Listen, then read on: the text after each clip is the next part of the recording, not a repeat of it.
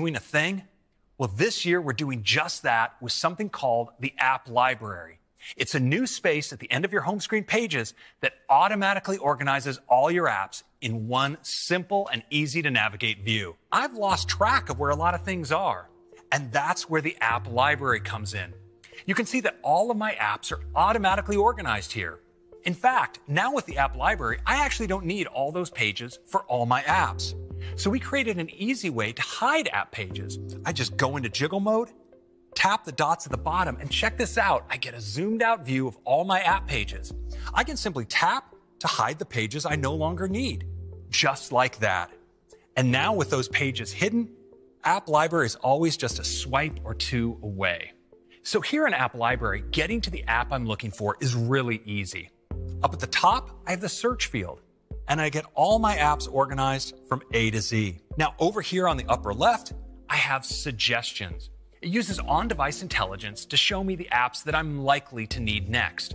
And on the right is recently added, giving me access to the apps that I've recently downloaded from the App Store. And below are intelligently curated categories. So I can tap into a category like Apple Arcade and see all of my apps in that category. Well, now let's go back. You may notice that in each of these categories, the apps I use most are right here at the top level. So I can launch one of these directly with just a tap. Next, let's turn to widgets. To start, they're more beautiful and data rich. And we're introducing different sizes, so you can choose one that best fits your needs. So let's swipe over to Today View. And you can see they now come in a variety of sizes. So you can pick just the right level of information for each one.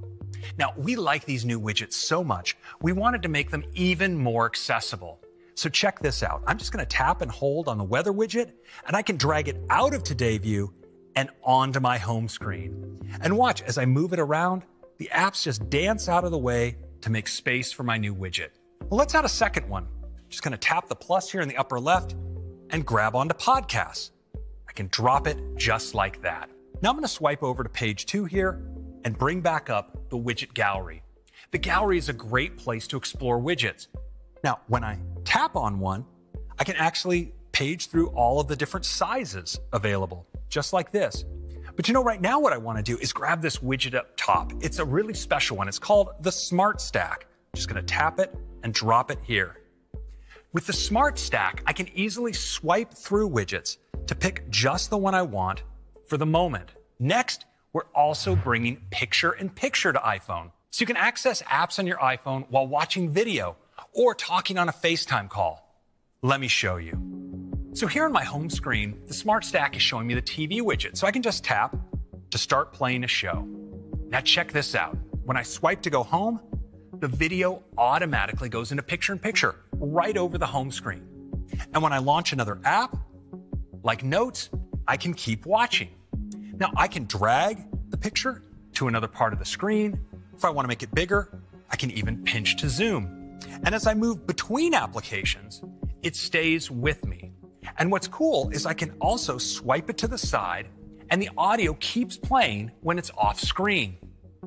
Now, here on the home screen, I can bring it back out if I want. And I have controls to get back to full screen playback, or I can just tap the X to close it. Another iconic experience that's getting a major update is Siri. For example, if you say, "Open Safari," Siri pops up at the bottom of the screen and instantly launches the app. Or if you ask for information, like the weather, results appear at the top of the screen, just like a notification. Now, this is especially great when there's information you want to reference on screen. For example, you could ask Siri to add to your grocery list.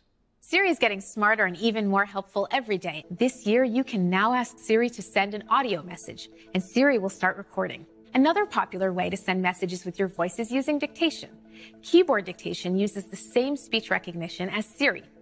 And leveraging the power of the neural engine, we are now able to run dictation on device.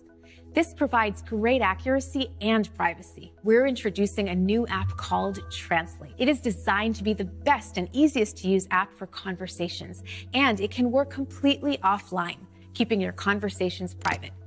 Using advanced on-device machine learning and the powerful neural engine, you can translate your text and voice between any combination of these 11 languages. Next up, messages. First, let's get started with conversations. From the beginning, Messages was designed to make it really easy to get to your newest messages. But with so many active conversations, sometimes it can be tough to get to the ones that are most important to you. So we are introducing a new way to let you stay connected to your most important conversations by letting you pin them at the top of your list so you can always get to them. And you can see messages as they come in with a beautiful animation on the pin. In iOS 14, we're adding even more ways to create your look with over 20 new hair and headwear styles to let you reflect your hobby, profession, and personality. We've also added something that's even more relevant today, face coverings. And we're adding more age options too. We're adding inline replies that let you reply directly to a specific message. You can view replies in the full conversation, or you can view them as their own thread so you can focus in on the specific topic. To make it even more clear who a message was meant for, we're introducing mentions. With mentions, you can just type someone's name to direct a message to them. And now you have the ability to only be notified when you're mentioned in the group conversation. And check out the top of this conversation. We have an all-new design for how groups appear. It lets you see all the members of your group where the most recently active people are shown largest. And for the first time ever, you can create a unique visual identity for your group by setting a group photo or customizing your group's look with an emoji. Inside the conversation, you see group members' photos around the image. Of course, it looks great as a pin. You know who's most recently commented in the group because their photo will appear around the outside of the pin. Next, let's take a look at features that help us while we're out and about. First, let's talk about finding great places. In iOS 14, the Maps team will be working with some of the world's most trusted brands to offer amazing guides. Guides for great places to eat, shop, meet friends, or explore in cities around the world. With iOS 14, we're introducing great new features to help our users reduce their carbon footprint. And our first one is also our most requested. It's cycling. We're adding a dedicated cycling option to Maps, which allows users to ride their bike along bike lanes, paths, and roads. Maps takes elevation into account to let you know if you're in for a challenging uphill workout or a leisurely flat ride. For environmentally conscious drivers, we're also introducing EV routing. With iOS 14, Maps will track your current charge and factor in things like elevation and weather to automatically add charging stops along your route. And Maps will know which type of charger works for your car, making sure to only route you to compatible stations.